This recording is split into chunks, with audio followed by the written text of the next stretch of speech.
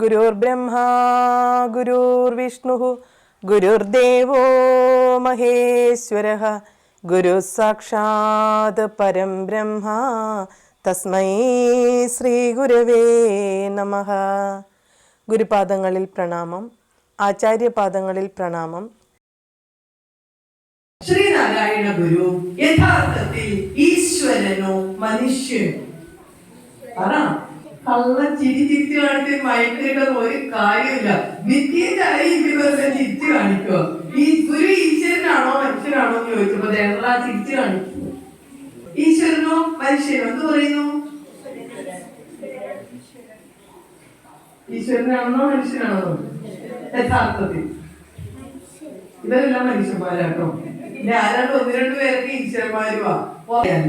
ഒരു കാര്യം ഞാൻ ഉറപ്പിച്ചു പറയാം. ഇവിടെ ഇരിക്കുന്നതിൽ 99% ആളുകളും ശ്രീനാരായണ ഗുരു മനുഷ്യനാണ് എന്ന ഉത്തരത്തിൽ നിൽക്കുന്നവരാണ്. സംശയം ഉണ്ടെങ്കിൽ ഇപ്പോഴേ കണ്ടിച്ചോളാം, പോയി കഴിഞ്ഞു പറയുന്നു. ഞാൻ പറഞ്ഞു കേട്ടോ, ഇവിടെ ഇരിക്കുന്ന 99% ആളുകളും ശ്രീനാരായണ ഗുരു യഥാർത്ഥത്തിൽ ആര്? മനുഷ്യനെന്ന് മനസ്സിൽ ചിന്തിക്കുന്നവരാണ്. തെറ്റോ ശരിയോ? തെറ്റാണ് തെറ്റാന്ന് പറ, ശരിയാണ് ശരിയാന്ന് പറ. ആശാപ്രദീപിന് വീട്ടിൽ പോകേണ്ടതാ. നിങ്ങൾ ഇവിടെ പിടിച്ചു വെച്ച് ഞങ്ങളെ പറ്റി അങ്ങനെയൊക്കെ പറഞ്ഞു പറഞ്ഞ് കുഴപ്പമാകരുതല്ലോ. അതുകൊണ്ടാണ് നിങ്ങളെ കൊണ്ട് പറയിക്കുന്നത്. തെറ്റോ ശരിയോ? അപ്പൊ അവിടെ പ്രാർത്ഥിച്ചപ്പോ അതാരായിരുന്നു? ദൈവമാണ്. അങ്ങോട്ട് നോക്കി പ്രാർത്ഥിച്ചേച്ച് ഇപ്പൊ ആശാപ്രദീപിന്റെ മുഖത്തോട്ടൊന്ന് നോക്കിയതേ ഉള്ളൂ. അപ്പൊ ഞാൻ ചോദിച്ചു, അതെ അതാരാ അകത്തിരിക്കുന്നേ? അതാരാ? അപ്പൊ എന്നെ ഇത് ഒറ്റ അറിയല്ലേ? ശരിയല്ലേ? ആണോ അല്ലയോ? പ്രാർത്ഥിച്ചപ്പോ ഓം ശ്രീനാരായണ ഗുരവേ നമഃ, ഓം സംസാരതാപശമനായ നമഃ, ഓം മനുഷ്യ വിഗ്രഹായ നമഃ. ആരെയാ നമിച്ചത്? ദൈവത്തെയാ. പക്ഷെ അത് ആരാന്ന് ചോദിച്ചപ്പോ തീർന്നു, ഗ്യാസ് പോയി. അപ്പൊ എന്നാ പറഞ്ഞു? മനുഷ്യനാണോ പറഞ്ഞത്? ഇതാണ് നമ്മുടെ കുഴപ്പം. എത്ര വർഷമായി ചെല്ലാൻ തുടങ്ങിയിട്ട്? ഓം ബ്രഹ്മണേ മൂർത്തിമതേ ശ്രിതാനാം ശുദ്ധിഹേതവേ. അർത്ഥം എന്താ?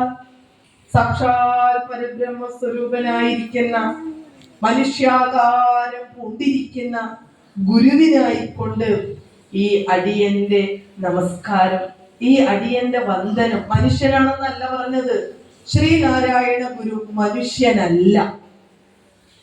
സോഷ്യൽ മീഡിയയിലൊക്കെ ശ്രീനാരായണ ഗുരു ദൈവമാണെന്ന് പറയുമ്പോൾ ഒരുപാട് കമന്റുകൾ വരും, നെഗറ്റീവ് കമന്റുകൾ. എത്ര നെഗറ്റീവ് കമന്റ് വന്നാലും നമുക്കത് മാറ്റി പറയാൻ കഴിയില്ല. ഈ നെഗറ്റീവ് കമന്റ് പറയുന്നവര് ഗുരു എന്താണെന്ന 2 അക്ഷരത്തെ കുറിച്ച് പഠിക്കാൻ ശ്രമിക്കണം, അറിയാൻ ശ്രമിക്കണം. ഇതൊന്നും ആരും ചുമ്മാ പറയുന്നതല്ല. ശ്രീകൃഷ്ണ ഭഗവാൻ ഈശ്വരനോ മനുഷ്യനോ? നിങ്ങൾ എന്ത് പറയും? ശ്രീകൃഷ്ണൻ ആരാണ്? ഈശ്വരനാണോ മനുഷ്യനാണോ? എന്ത് കണ്ടോ? പിള്ളേർക്ക് പോലും ഒരു ശങ്കയില്ല. അമ്മമാർക്ക് വേണ്ടി അവര് സംസാരിച്ചു. അതിന്റെ ഇത്ര ചോദിക്കാനുണ്ടോ? ശ്രീകൃഷ്ണൻ എന്ന് പറഞ്ഞ ആരാണ്? ദൈവാണ്, ഈശ്വരനാണ്. ശരിയാണെന്നേ.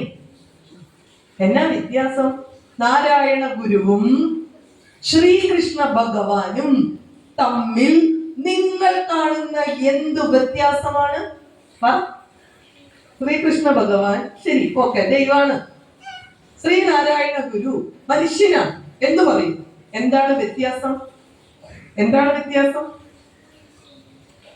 ദേവകിക്കും വസുദേവനും പുത്രനായി യാദവ കുലത്തിലാണോ ശ്രീകൃഷ്ണൻ ജനിച്ചത്?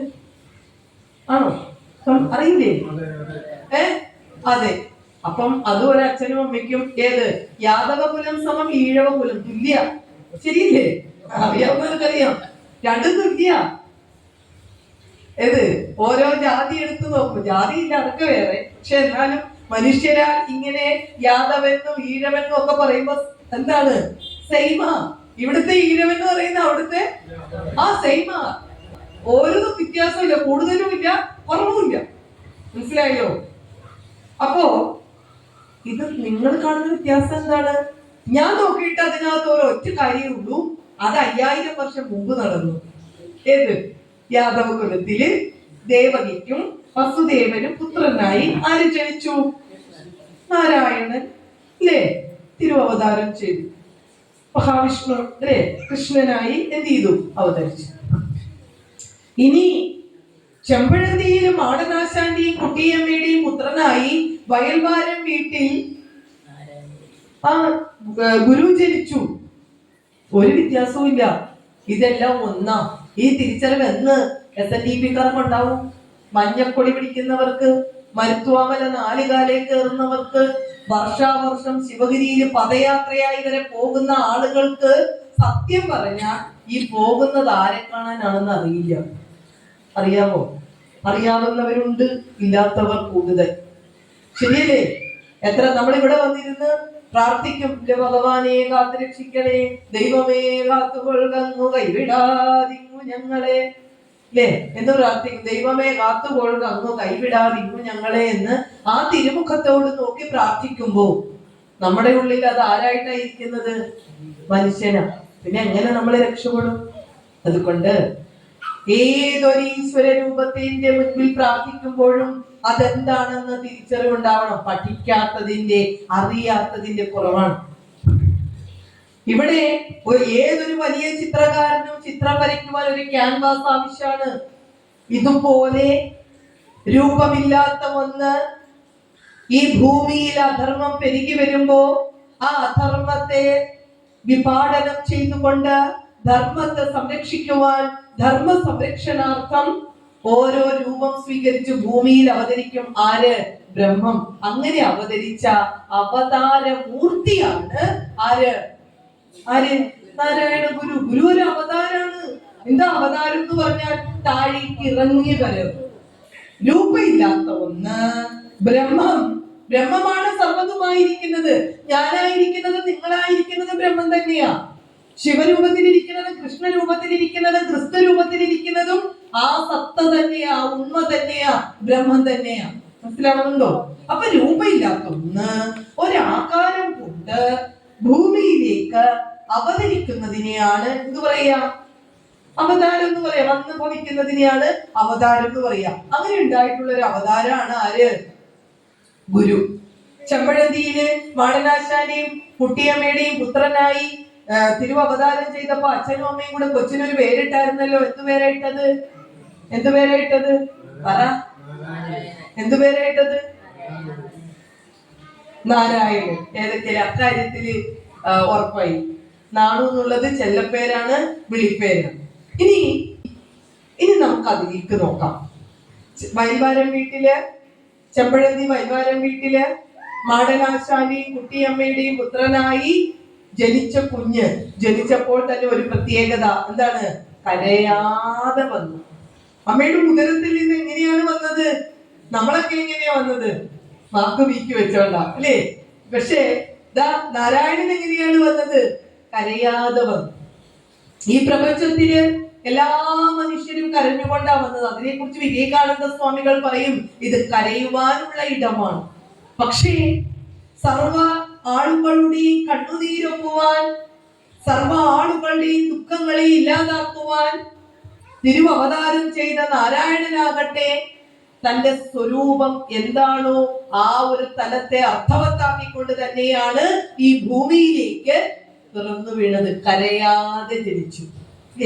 അങ്ങനെ കരയാതെ ജനിച്ച കുഞ്ഞ് തന്റെ കുട്ടിക്കാലം എന്ന് പറയുന്ന ഒരു അവസ്ഥാതലത്തെ, തന്റെ ബാല്യകാലം സാധാരണ കുട്ടികളുടേതുപോലെയല്ല. കുസൃതി തരങ്ങളില്ല, പരപീഡന കൗതുക ഇല്ല. പിന്നെയോ കുട്ടി എപ്പോഴും ദേഹമാസകലം ഭസ്മം പൂശി എപ്പോഴും ധ്യാനാവസ്ഥയിലിരിക്കും.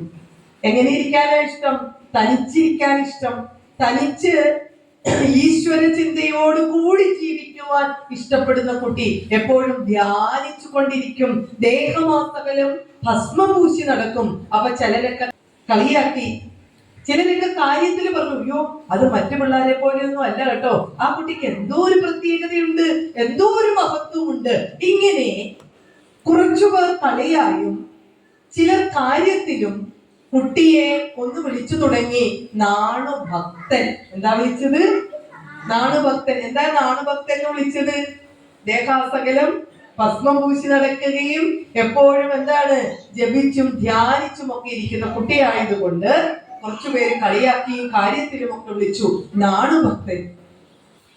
അങ്ങനെ കുട്ടി വളർന്നു വരവേ പ്രാഥമിക വിദ്യാഭ്യാസം ചെമ്പഴന്തി മൂത്തപിള്ള ആശാനിൽ നിന്നും ഗുരുവിന് നാരായണ ഗുരുവായിട്ടില്ല. നാരായണന് പ്രാഥമിക വിദ്യാഭ്യാസം ഒക്കെ കിട്ടി. അതിനുശേഷം വിദ്യാഭ്യാസമൊക്കെ നിലച്ചിങ്ങനെ നിൽക്കുന്ന സന്ദർഭത്തിലാണ് അമ്മാവനായ കൃഷ്ണൻ വൈദ്യർക്ക് ഒരു എഴുത്തു വരും. ഇന്നത്തെ പോലെ ഇന്നിപ്പോ എഴുത്തയക്കുന്ന സമ്പ്രദായം ഇല്ലാന്നറിയാം, എങ്കിൽ പോലും അങ്ങനെ ഉണ്ടായിരുന്ന സന്ദർഭങ്ങളിൽ എന്തുണ്ട് അവിടെ വിശേഷം, അവിടെ സുഖമാണോ, ഇവിടെ സുഖമാണ്, ഇത്തരത്തിലുള്ള ഒന്നും ആയിരുന്നില്ല. അന്ന് പണ്ഡിതരായിട്ടുള്ള ആളുകൾ, അറിവുള്ളവരായിട്ടുള്ളവർ എന്താണ് കത്തിൽ കൂടി അയക്കുക. അവര് ഏതെങ്കിലും ഇപ്പൊ കുമാരസംഭവം പോലെയുള്ള അല്ലെങ്കിൽ ഏതെങ്കിലും ഒരു മഹാകാവ്യത്തിലെ ഏതെങ്കിലും ഒരു ശ്ലോകം എടുത്തുകൊണ്ടാണ് അവർ പരസ്പരം എന്ത് ചെയ്യുന്നത്, ക്ഷേമാന്വേഷണങ്ങൾ നടത്തിയിരുന്നത്. അപ്പോ പണ്ഡിത ശ്രേഷ്ഠനായിട്ടുള്ള സംസ്കൃത വിശാരദനായിട്ടുള്ള കൃഷ്ണൻ വൈദ്യർക്ക്, അമ്മാവനായ കൃഷ്ണൻ വൈദ്യർക്ക് വന്ന എഴുത്തിലെ ശ്ലോകത്തിന്റെ അർത്ഥം അമ്മാവന് മനസ്സിലായില്ല. അപ്പൊ അമ്മാവന് വായിച്ചിട്ട് മനസ്സിലാക്കാഞ്ഞപ്പോ കൊച്ചിനോട് ചോദിച്ചു, നിനക്കിത് എന്താണെന്ന് അറിയാവോ? അപ്പൊ കുട്ടിയോട് ചോദിച്ചപ്പോ കുട്ടി അത് പദം പിരിച്ച് അർത്ഥം പറഞ്ഞു കൊടുത്തു. അപ്പൊ അമ്മാവന് മനസ്സിലായി ഇവൻ നിസ്സാരക്കാരനല്ല, ഇവന്റെ പഠിത്തം മുടക്കുന്നത് ശരിയല്ല, ഇവനെ ഉപരി വിദ്യാഭ്യാസത്തിന് അയക്കണം. അങ്ങനെ നാരായണനെ അങ്ങനെ അമ്മാവനായ കൃഷ്ണൻ വൈദ്യർ കുട്ടിയെ ഉപരി വിദ്യാഭ്യാസത്തിന് അയച്ചു. എവിടെയാണെന്നറിയോ? ഉപരി വിദ്യാഭ്യാസം കൊടുത്തതിന് ഉപരി വിദ്യാഭ്യാസം അയച്ചത് കുമ്മംപള്ളി രാമൻപിള്ള ആശാന്റെ അടുക്കൽ. കുമ്മംപള്ളി രാമൻപിള്ള ആശാന്റെ അടുക്കൽ പഠിക്കാൻ വരുന്ന കുട്ടികൾക്ക് സൗജന്യമായി താമസവും ഭക്ഷണവും ഒരുക്കി കൊടുക്കുന്നത് വാരണപ്പള്ളി എന്ന് പറയുന്ന തറവാട്ടുകാരാണ്. അവിടെ താമസം സൗജന്യമായി താമസ സൗകര്യം കൊടുക്കും, സൗജന്യമായി ഭക്ഷണവും കൊടുക്കും. അപ്പൊ വാരണപ്പള്ളിയിലാണ് ആരും താമസിക്കുന്നത്? നാരായണനും താമസിക്കും. അങ്ങനെ കുമ്മംപള്ളി രാമൻപിള്ള ആശാന്റെ അടുക്കൽ വിദ്യാഭ്യാസത്തിനായിട്ട് ചെന്ന ആദ്യ ദിവസം കിട്ടിയ സീറ്റിൽ കയറി ഏറ്റവും മുമ്പിൽ പോയി ആരിരുന്നു? നാരായണൻ ഇരുന്നു. അപ്പൊ സവർണരായ കുട്ടികള് ഗുരുനാഥന്റെ അടുക്കൽ ഒരു കംപ്ലൈന്റുമായിട്ട് ചെന്നു. ഒരു അവർണം വന്നിട്ട് എവിടെ ഇരിക്കുന്നു? ജാതിയിൽ താഴ്ന്നവന് സീറ്റ് വേറെയാ, അവൻ പുറകിൽ മാറിയിരിക്കണം. സവർണരായിട്ടുള്ള കുട്ടികളാണ് എവിടെ ഇരിക്കേണ്ടത്? മുൻപന്തിയില് അവർക്ക് പ്രത്യേകമായി ഒരുക്കിയിട്ടുള്ള ഇരിപ്പിടത്തിൽ ഇരിക്കണം. അപ്പോ സവർണ കുട്ടികൾ ചെന്ന് പരാതി പറഞ്ഞപ്പോ ഗുരുനാഥൻ വന്നിട്ട് പറഞ്ഞു, നാരായണ നീ ഇവിടെ അല്ലേ ഇരിക്കേണ്ടത്, നീ എങ്ങോട്ട് മാറിയിരിക്കൂ, പിറകിലേക്ക് മാറിയിരിക്കൂ. കുഴപ്പോ കുട്ടി തിരിച്ചൊരു ചോദ്യം ചോദിച്ചു. എന്താ ചോദിച്ചതെന്നറിയോ? നാം എവിടെ നിന്നാണ് ശ്വാസം എടുക്കേണ്ടത്? പ്രാണവായു താൻ എവിടെ നിന്നാണ് എടുക്കേണ്ടത്? അങ്ങനെയുണ്ടോ? ഇത്രയും സവർണനുള്ള വായുവാണ് കേട്ടോ, ഇത്രയും അവർണർക്കുള്ള വായുവാണ്. ഇങ്ങോട്ട് വന്നേക്കരുത്, അങ്ങോട്ട് പോയേക്കരുത്. പറ്റുമോ അത്? ഇല്ല. ഇതിൽ നിന്നു തന്നെ തന്റെ അടുക്കൽ വിദ്യാഭ്യാസം ചെയ്യാൻ വന്ന ശിഷ്യന്റെ ബുദ്ധി വൈഭവം ആർക്ക് മനസ്സിലായി? ആശാന് മനസ്സിലായി. നിസ്സാരക്കാരനല്ല തന്റെ അടുത്തേക്ക് വന്നിട്ടുള്ളത്.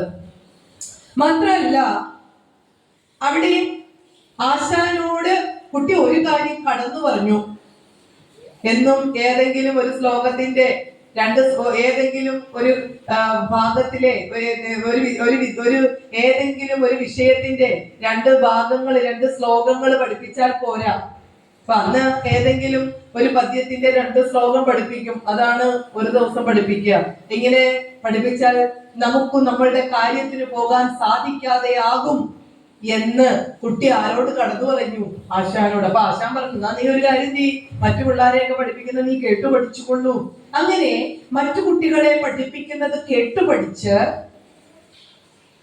വന്ന് ആശാന് സംശയമുള്ള കാര്യങ്ങൾ കൂടി ആര് പറഞ്ഞു കൊടുക്കുന്ന തരത്തിലേക്ക് വന്നു? കുട്ടി മനസ്സിലാക്കി കൊടുക്കുന്ന തരത്തിലേക്ക് വന്നപ്പോ, അതായത് ക്ലാസ്സിൽ ഒന്നാമനായപ്പോൾ ഒരു പേര് വന്നു, നാണു ചട്ടമ്പി. ഇവിടെയൊക്കെ അവനാളൊരു ചട്ടമ്പിയാന്ന് പറഞ്ഞാൽ അതിന്റെ അർത്ഥം എന്താ? നെഗറ്റീവ്, ആടിപിടി, ഇല്ലേ? ഇങ്ങനെയൊക്കെയാണ് പൊതുവെ ചട്ടമ്പി എന്ന് പറഞ്ഞത്. പക്ഷേ ഇവിടെ ചട്ടമ്പി എന്ന വാക്കിന്റെ അർത്ഥം മോശക്കാരെന്നോ അങ്ങനെയല്ല. പിന്നെ എന്താണ്? ഒന്നാമൻ, മോണിറ്റർ, ലീഡർ എന്നുള്ള അർത്ഥമാണ്. അങ്ങനെ നാരായണന് അല്ലെങ്കിൽ നാണുവിന് ഒരു പേര് കൂടി വന്നു. എന്താണ്? നാണു ഭക്തൻ. പിന്നെന്താണ്? നാണു ചട്ടമ്പി. ദോളത്തോണം കേട്ടോ. എന്താണ്? വീട്ടിൽ വിളിക്കുന്ന പേര് നാണു എന്നാണല്ലോ. അപ്പൊ അതുകൊണ്ട് യഥാർത്ഥ നാമധേയം നാരായണൻ. അച്ഛനും അമ്മയും കൂടെ ഇട്ട പേര് നാരായണൻ. ഓമനിച്ച് വിളിച്ച പേരാണ്, ചെല്ലപ്പേരാണ്, വിളിപ്പേരാണ്, കൊഞ്ചിച്ച് വിളിച്ച പേരാണ് നാണു എന്നുള്ളത്. അപ്പൊ വീട്ടില് നാണു ഭക്തൻ, പിന്നെന്തായി? നാണു ചട്ടമ്പി. ഇങ്ങനെ കുമ്മമ്പള്ളി രാമൻപിള്ള ആശാന്റെ അടുക്കൽ വിദ്യ അഭ്യസിച്ചുകൊണ്ടിരിക്കുന്ന സന്ദർഭത്തിലാണ് ഒരിക്കല് ഞാൻ പറഞ്ഞില്ലേ, സമാധി എന്നുള്ള ആ രണ്ടില്ലാത്ത അവസ്ഥയെ നാരായണൻ പലപ്പോഴും അനുഭവവേദ്യയാക്കിയിട്ടുണ്ട് പല പല സന്ദർഭങ്ങളിൽ. അതിലൊരു സന്ദർഭമാണ് കുമ്മമ്പള്ളി രാമൻപിള്ള ആശാന്റെ അടുക്കൽ പഠിക്കുന്ന സമയത്ത് ഒരു ദിവസം എന്താണ്, ഇങ്ങനെ ഓടുകയാണ്, കുട്ടി ഓടുകയാണ്. എന്ത്? ഇതാ ശ്രീകൃഷ്ണൻ, ഇതാ ശ്രീകൃഷ്ണൻ എന്ന് പറഞ്ഞുകൊണ്ട് ബാലൻ ഓടുന്നു. അല്ലേ? വാരണപ്പള്ളിയിലെ താമസിച്ചുകൊണ്ടിരിക്കുന്ന സമയത്താണ്. എന്നിട്ട് ഒരു കുളത്തിന്റെ സമീപത്ത് വന്ന് നിന്നിട്ട് പറയാ, ഇതാ ശ്രീകൃഷ്ണൻ കുളത്തിലേക്ക് ചാടി. എന്താ പറഞ്ഞത്? ശ്രീകൃഷ്ണൻ ഇതാ കുളത്തിലേക്ക് ചാടി എന്ന് പറഞ്ഞിട്ട് അവിടെ കണ്ണു അടച്ചു നിന്ന് ഒരു ശ്ലോകം ചൊല്ലി. താൻ എന്താണ് അനുഭവിച്ചത്, താൻ എന്താണ് കണ്ടത്? ഭൂയോ വൃത്തിനിവർത്തിയായി ഭുവനം സത്തിൽ തിരോഭൂതമായി പീയൂഷധ്വനിലീനമായി ചുഴലവും ശോഭിച്ചു ദീപപ്രഭ മായാമൂടുപടം തുറന്ന് മണിരംഗത്തിൽ പ്രകാശിക്കും അക്കായാവിൻ മലർമേനി കൗസ്തുഭമണി ഗ്രീവന്റെ ദിവ്യോത്സവം. അങ്ങനെ ശ്രീകൃഷ്ണനെ എന്ത് ചെയ്യാണ്? താൻ കണ്ടു. താൻ കണ്ട ഭഗവാന്റെ രൂപത്തെ, ഭാവത്തെ, ഈ സർവ പ്രപഞ്ചവും ഒന്നിലില്ലാതായി അത് മാത്രമായി നിൽക്കുന്ന ആ ഒരു അവസ്ഥാതലം താൻ അനുഭവിച്ചത് അവിടെ നിന്നു പാടി. മനസ്സിലായില്ലേ? ഇതിനോടനുബന്ധിച്ച് ഗുരു എഴുതിയ കൃതിയാണ് ശ്രീ വാസുദേവാഷ്ടകം. ചൊല്ലാറുണ്ടോ?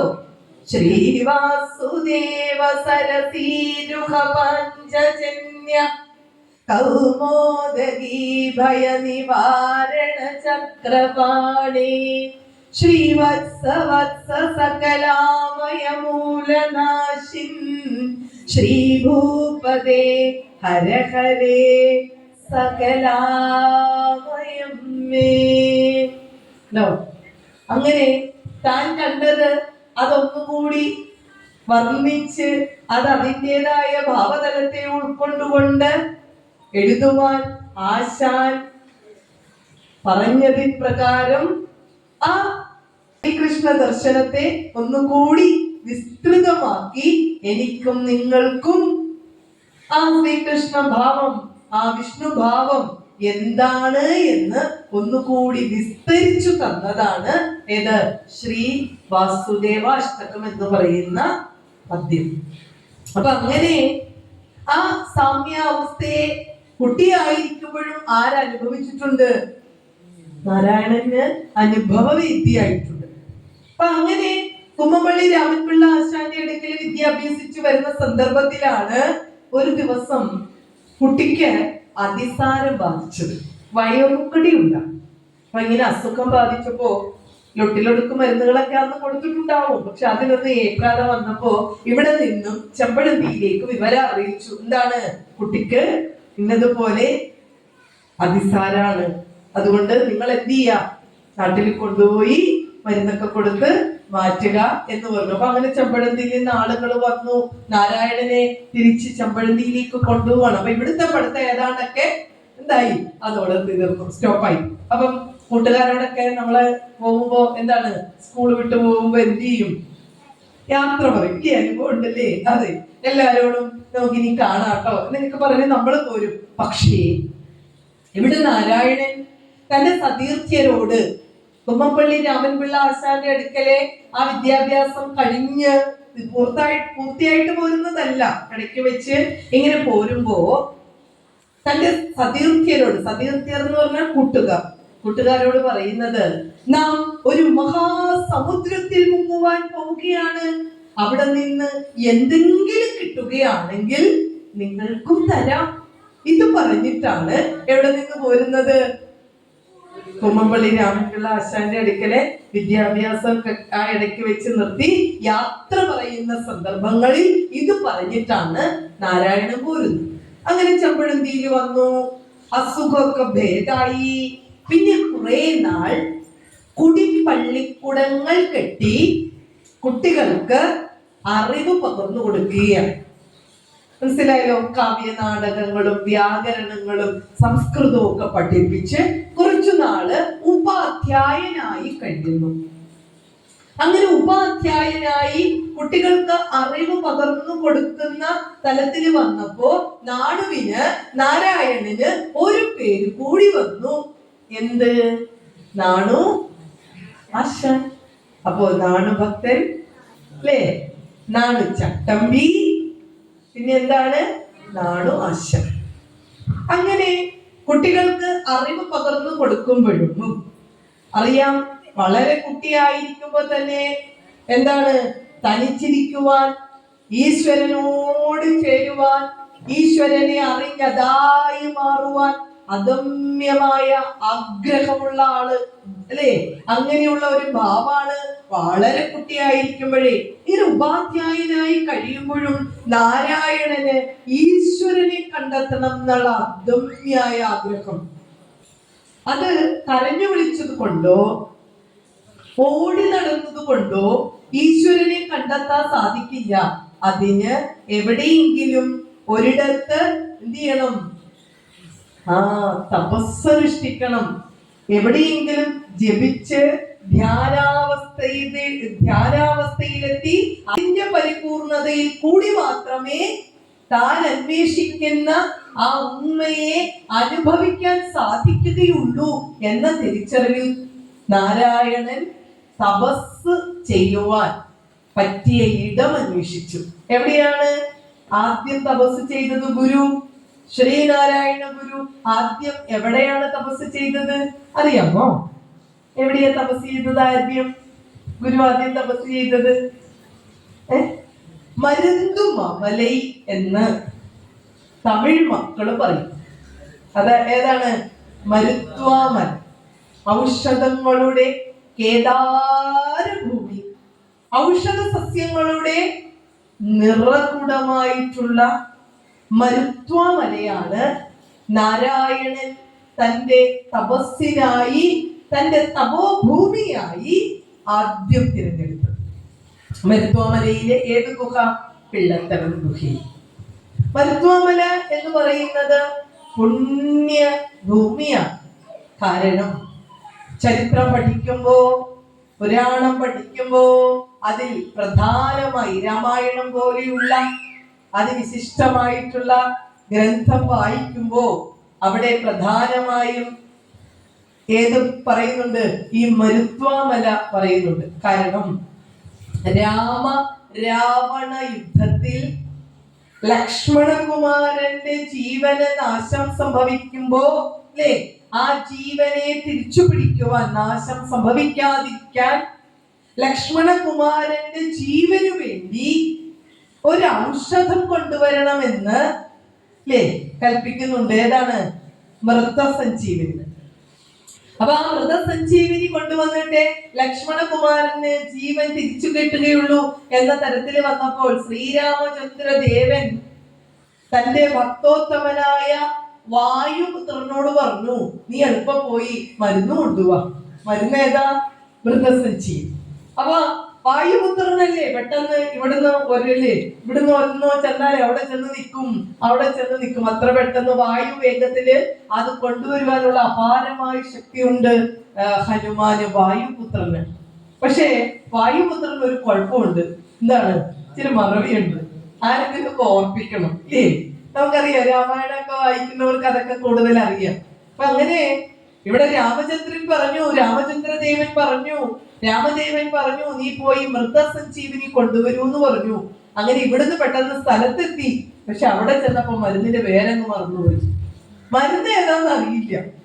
സ്ഥലത്ത് ചെന്നു. പക്ഷേ അവസാനം മരുന്ന് ഏതാന്ന് അറിയില്ലാത്തത് കൊണ്ട് ഇനി തിരിച്ചു ചെന്ന്, അല്ലയോ പ്രഭോ, അടിയം മരുന്നിന്റെ പേര് മറന്നുപോയി, ആ മരുന്നിന്റെ പേര് ഒന്ന് പറയാമോ എന്ന് ചെന്ന് ചോദിച്ച് തിരിച്ചു വരുവാനുള്ള സമയമില്ല. കാരണം എന്തേ, മറ്റേ ആള് പറഞ്ഞു, ആര്, ലക്ഷ്മണന്മാര്. അപ്പൊ അതുകൊണ്ട് ഹനുമാൻ പിന്നെ നോക്കിയിട്ട് ഒരൊറ്റ മാർഗേ ഉള്ളൂ. എന്താണ്? മൊത്തത്തോടെ കൊണ്ടുപോരുക. ആ മൊത്തം എന്താണ്? പർവ്വതത്തെ മുഴുവൻ അതേപോലെ തന്നെ എടുത്തോണ്ട് പോരുക. ഏതാന്നാ എടുത്തോട്ടെ. അങ്ങനെ ശ്രീരാമചന്ദ്രന്റെ നിർദ്ദേശാനുസരണം മൃതസഞ്ജീവിനി എന്ന ദിവ്യൌഷധം പേറി വന്ന ഹനുമാന്റെ കയ്യിൽ നിന്ന് ഒഴിഞ്ഞു പോയ ഒരു കുഞ്ഞു കഷണമാണ് നമ്മളിപ്പോ നാലുകാരെ കയറുന്നത്. കുഞ്ഞു കഷ്ണാണെന്ന് കയറുമ്പോ അറിയും അല്ലേ? അപ്പൊ ഹനുമാൻ കൊണ്ടുപോയത് എന്തായിരിക്കും? അതിൽ നിന്ന് പൊഴിഞ്ഞു പോയൊരു ചെറിയ കഷ്ണാണെന്നാ പറയാ. ആ മരുത്വാമലയിലാണ് ഗുരു തന്റെ ഏകാന്ത തപസ്സിനായി ആദ്യം തിരഞ്ഞെടുത്ത്. രണ്ടാമതാണ് ഗുരു അരുവിപ്പുറത്ത് ഈ മലയിൽ, ഏത്, കൊടിതൂക്കി മലയില് തപസ്സനുഷ്ഠിക്കുന്നത്. അങ്ങനെ ഈ മരുത്വാമലയിൽ പോയിട്ടുണ്ടെങ്കിൽ അറിയാം, കട്ടില് വേണോ? കട്ടിലുണ്ട്. ശരിയല്ലേ? വിശ്രമിക്കാൻ കസേര വേണോ? അതെല്ലാം ഉണ്ട്. അതെല്ലാം പ്രകൃതി ദേവി തന്റെ തൃക്കരങ്ങൾ കൊണ്ട് ചെത്തി മിനുക്കി ഒരുക്കി വെച്ചിട്ടുണ്ട്. ശരിയല്ലേ? പിള്ളത്തറമ്പുകയിൽ കയറി ചെന്ന് കഴിഞ്ഞാൽ നമുക്ക് കാണാം ഒരു കട്ടിലാണോ അല്ലെ? കട്ടിലിന്റെ രീതിയിൽ ആരോ കുത്തി ഒരുക്കി വെച്ചേക്കുന്നത് പോലെ ഏതോ ഒരു ശില്പവിദ്യ അറിയാവുന്ന ഒരു ശില്പി.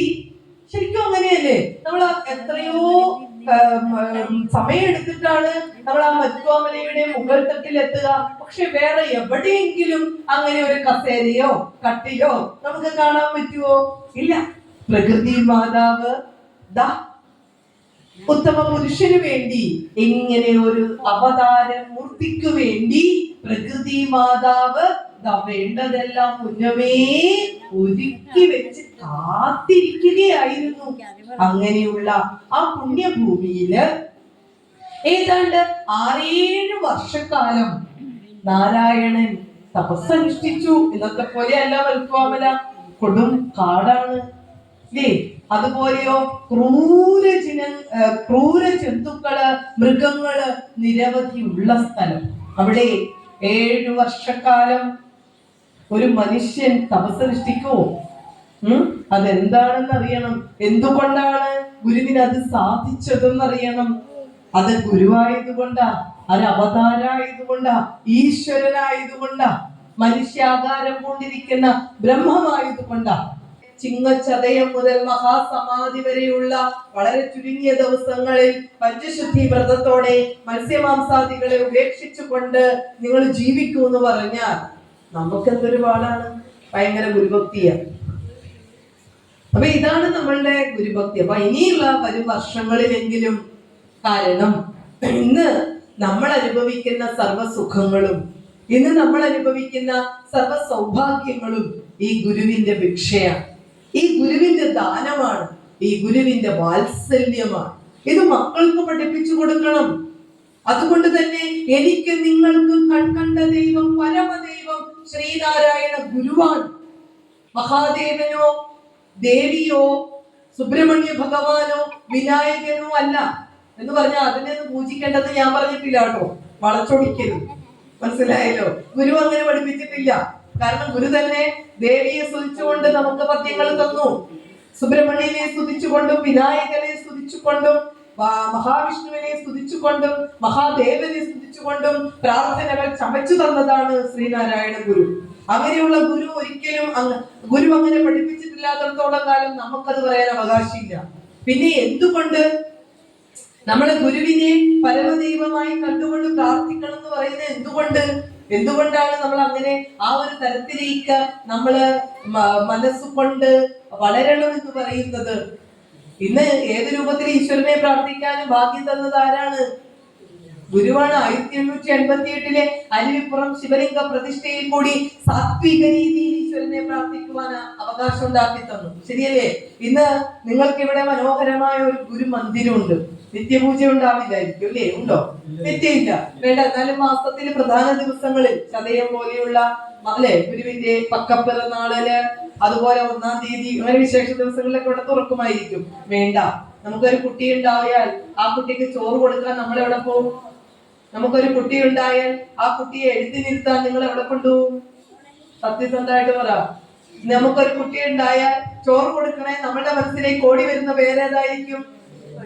ഏതാണ്? ഗുരുവായൂര്.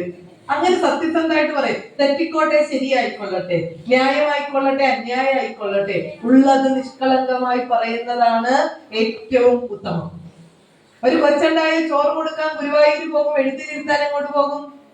മൂകാംബിക. കറക്റ്റാണ്.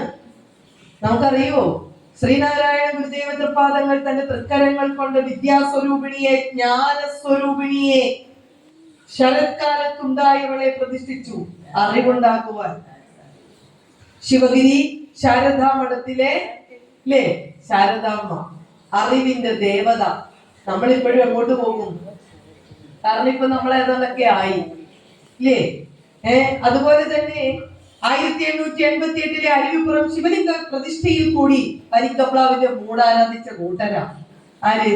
ഞാനും നിങ്ങളും. എന്റെ പൂർവികരെ, എന്റെ പൂർവികരും നിങ്ങളുടെ പൂർവികരും. ശിവൻ, അന്നും ഈ ശിവൻ ഉണ്ടായിരുന്നു, അന്നും ഈ മഹാവിഷ്ണു ഉണ്ടായിരുന്നു, അന്നും ഈ സുബ്രഹ്മണ്യ ഭഗവാനും, അന്നും ഈ വിനായകനും ഒക്കെ ഉണ്ടായിരുന്നു. പക്ഷേ നമ്മളെ ഇത്ര അടി അകലെ, മതിൽ കെട്ടിട്ട് ഇത്ര അടി അകലെ അകറ്റി നിർത്തിയിരുന്നു. ആരാധിക്കാൻ അവകാശം ഉണ്ടായിരുന്നില്ല, പ്രാർത്ഥിക്കാൻ അവകാശം ഉണ്ടായിരുന്നില്ല. മനസ്സിലായല്ലോ? പക്ഷേ ആ വരിക്കപ്ലാവിന്റെ മൂട് ആരാധിച്ചിരുന്ന, ദുർദേവതകളെ ആരാധിച്ചിരുന്ന നമ്മളോട് കുഞ്ഞെ, ദുർദേവത ഉപാസന അല്ല വേണ്ടത്, സാത്വിക രീതിയിലുള്ള ആരാധനാ സമ്പ്രദായം നിനക്കും അവകാശപ്പെട്ടതാണ് എന്ന് പഠിപ്പിച്ചുകൊണ്ട് ശിവരൂപത്തിലും ദേവീ രൂപത്തിലും കൃഷ്ണരൂപത്തിലും നിനക്കും ആരാധിക്കാൻ സ്വാതന്ത്ര്യമുണ്ട് എന്ന് കാട്ടിത്തന്നുകൊണ്ട് അത്തരത്തിലുള്ള ആരാധന സമ്പ്രദായത്തിലേക്ക് നമ്മളെ കൈപിടിച്ചു നയിച്ചപ്പോ ആ കൈപിടിച്ച ആളുടെ കൈ അങ്ങ് തട്ടിമാറ്റി. ഇന്നിപ്പോ ഇതാ നടക്കുക. കാരണം ഇന്ന് ഗുരുവായൂരപ്പൻ കഴിഞ്ഞേ ഉള്ളൂ, ഇന്ന് മഹാദേവൻ കഴിഞ്ഞേ ഉള്ളൂ. ശ്രീനാരായണ ഗുരു ആരാണെന്ന് ചോദിച്ചാൽ മനുഷ്യനാണ്. ഇതെവിടെ ചെന്ന് നിൽക്കും? ദേവി ഇതറിയണം. മഹാവിഷ്ണു ആയിരിക്കുന്നതും മഹാദേവനായിരിക്കുന്നതും ശ്രീനാരായണ ഗുരുവായിരിക്കുന്നതും ഒന്നാ. അല്ലാതെ മഹാദേവൻ ചെറുതാണെന്ന് ഞാൻ പറയില്ല, പറയാൻ പറ്റില്ല, അത് വലുതാ. ഗുരുവായൂരപ്പൻ ചെറുതല്ല, വലുതു തന്നെയാ. ഈശ്വരൻ തന്നെയാ. വിനായകൻ ചെറുതല്ല, വലുതു തന്നെയാണെന്നേ. സുബ്രഹ്മണ്യ ഭഗവാൻ ചെറുതല്ലെന്നേ, വലുതു തന്നെയാണെന്നേ. പക്ഷേ തിരിച്ചറിയണം, ഗുരുവായൂരിൽ നിന്ന് വിളിച്ചാൽ വിളി കേൾക്കുന്നത് ആരാണോ അത് തന്നെയാ ഇവിടുത്തെ ശക്തി. ആ തിരിച്ചറിവില്ലാതെ എതിരെ പോയിട്ട് ഒരു കാര്യവും. മനസ്സിലായല്ലോ? മരുത്വാമല കയറാതെ പളനിമലയിൽ പോയാൽ നിങ്ങൾ അവിടെ നിന്ന് എന്താണോ പ്രതീക്ഷിക്കുന്നത് അത് ഇവിടെയും കിട്ടും. ഈ തിരിച്ചറിവുണ്ടാകണം. കെട്ടിലും മട്ടിലും അല്ല ശക്തിയിരിക്കുക. നമ്മുടെ ഏറ്റവും വലിയ കുഴപ്പം എന്നാന്ന് വെച്ച് കഴിഞ്ഞാൽ, ഞങ്ങളുടെ അവിടെ ഒരു ചെറിയ അമ്പലം, ഞങ്ങൾ കുറച്ചു പേര് കൂടും, നിത്യപൂജ ഒന്നും ഇല്ലെന്നേ. വല്ലപ്പോഴും പോയി ഞങ്ങളൊക്കെ പോയി അവിടെ പോയി വിളക്ക് കത്തിക്കും, 2 പ്രാർത്ഥനയൊക്കെ പ്രാർത്ഥിക്കും. അതുകൊണ്ട് ഇവിടെ വലിയ ശക്തിയില്ല എന്നാണ് പല ആളുകളുടെയും ധാരണ. ശരിയോ തെറ്റോ? നിങ്ങളാ പറയേണ്ടത്. ശരിയോ തെറ്റോ? തെറ്റെന്നോ ശരിയെന്നോ? കൊച്ചു പറയുന്നത് തെറ്റ്, മുതിർന്നവര് പറയുന്നത് ശരിയാണ് അല്ലേ? അല്ല, തെറ്റാണെന്നോ? അങ്ങനെയെങ്കിൽ നമ്മൾ ഓടി നടക്കാത്തവരാണ്. മനസ്സിലായല്ലോ? ഇത് കൺകണ്ട ദൈവമായിരിക്കും. നിങ്ങള് ഗുരുവായൂർ പൊക്കോ, ഗുരുവായൂർ പോകണ്ടെന്ന് നമ്മൾ പറയുന്നുണ്ടോ? ഇല്ല. പളനിക്ക് പോകണ്ടെന്ന് പറയുന്നുണ്ടോ? ഇല്ല. കാരണം ഏത് ഈശ്വര രൂപത്തെ ആരാധിക്കാൻ നമുക്ക് സ്വാതന്ത്ര്യമുണ്ട്. അതുണ്ടാക്കി തന്നതാണ് ഗുരു. പക്ഷേ നമ്മളും നമ്മളുടെ തലമുറകൾ ഇനി അങ്ങോട്ടും മനസ്സിലാക്കി അടിയുറപ്പിച്ചു വെക്കേണ്ട ഒന്നുണ്ട്. ഇത് കഴിഞ്ഞേ എന്തുള്ളൂ, ഇത് കഴിഞ്ഞേ മറ്റൊരു ഈശ്വര രൂപം ഉള്ളൂ എന്ന ബോധം എന്നും ഉണ്ടാവും. ഇവിടെ ഭഗവത്ഗീതയായാലും ഭാഗവതായാലും രാമായണ ആയാലും ഉപനിഷത്തായാലും പറയും ഗുരുവിന് താഴെയാണ് ദേവീ ദേവന്മാർ. സംശയമുണ്ടോ? ദേവീ ദേവന്മാരുടെ സ്ഥാനം എവിടെയാണ്? ഒരു ഗുരുവിന് താഴെയാണ്. ആണോ അല്ലയോ? നിങ്ങളുടെ അഭിപ്രായം എന്താ? ദേവീ ദേവന്മാർക്ക് മുകളിലാണ് ഗുരു എന്ന് പറയുമ്പോൾ നിങ്ങളുടെ അഭിപ്രായം എന്ത്? ആണോ അല്ലയോ? ദേവീ ദേവന്മാർക്ക് മുകളിലാണോ ഗുരു? ദേവീ ദേവന്മാർക്ക് താഴെയാണോ ഗുരു? ഉള്ളത് പറഞ്ഞ മുകളിലാണ്. മനസ്സിലായില്ലേ?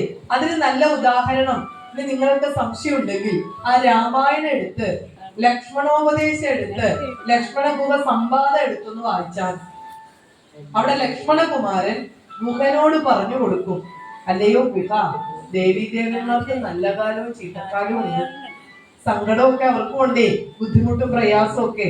അപ്പോ ഈ ദേവീ ദേവന്മാർക്ക് വിഷമഘട്ടം വരുമ്പോ അവര് പോയി ഒരാളോട് പറയണമല്ലോ, ഞങ്ങളെ രക്ഷിക്കണേ എന്ന് പറയണമല്ലോ. അങ്ങനെ ആശ്രയിച്ചു നിൽക്കുന്നത് ഒരു ഗുരുരൂപത്തിന്റെ അടുത്താണ്, ഒരു ഗുരുരൂപത്തിലാണ്. നമ്മളിവിടെ എന്താ ചെയ്യാ? നമ്മുടെ കയ്യില് ഒരു പ്രാർത്ഥിക്കാൻ ഉത്തമമായ ഒരു ഗുരുഭാവം ഉണ്ടായിട്ട് ശക്തി പോരെന്ന് പറഞ്ഞ് നമ്മൾ ആരുടെ അടുത്തോട്ട് പോവുകയാണ്? ദേവീ ദേവന്മാരുടെ അടുത്ത്. അവരെങ്ങോട്ട് വരുവാ? പറ, അവരെങ്ങോട്ട് വരുവാ? ഗുരുവിൻ. അവർ നിക്കക്കളിയില്ലാതെ വരുമ്പോ എങ്ങോട്ട് വരും? ഗുരുവിന്റെ അടുക്ക വരും. നമ്മൾ എങ്ങോട്ട് പോകും? ഇതിന് ശക്തി ഇല്ലെന്നും പറഞ്ഞ് അങ്ങോട്ട് പോകും. ഇതാ അവസ്ഥ. ഒന്നും ചെറുതല്ല. പക്ഷേ ഇവിടെ കൃത്യമായി പറയുന്നു, ദേവീ ദേവ സങ്കല്പങ്ങൾക്കും മുകളിലാണ് ഗുരു. ഇത് ഗുരുഭക്തര് മാത്രമല്ല, ശ്രീനാരായണ ഗുരു മാത്രമല്ല, ഗുരുക്കന്മാരെല്ലാം. അതുകൊണ്ടാണല്ലോ ഗുരു എന്ന് പറഞ്ഞാൽ ഗുരു സമം പൂർണ്ണൻ, ഗുരു സമം അറിവുകേട് ഇല്ലാതാക്കുന്നവൻ. മനസ്സിലായല്ലോ? അതുകൊണ്ട് അത്തരത്തിൽ വേണം നമ്മൾ ഗുരുവിനെ കാണുവാൻ. ഗുരുഭക്തരുടെ ഒന്നാമത്തെ പ്രാമാണിക ഗ്രന്ഥം ഏതാണ്? ഗുരുഭക്തർക്ക് ഒരു പ്രാമാണിക ഗ്രന്ഥം ഉണ്ടല്ലോ ഒന്നാമതായിട്ട്. അതേതാണ്? ഗുരുഭക്തരുടെ ഒന്നാമത്തെ പ്രാമാണിക ഗ്രന്ഥം. ക്രിസ്ത്യൻ സഹോദരങ്ങൾക്ക് ഒരു പ്രാമാണിക ഗ്രന്ഥം ഉണ്ടല്ലോ. മനഃപൂർവ്വം ചോദിക്കുന്നില്ലെന്ന് വെച്ചതാട്ടോ. പിന്നെ തോന്നിയില്ല അത്.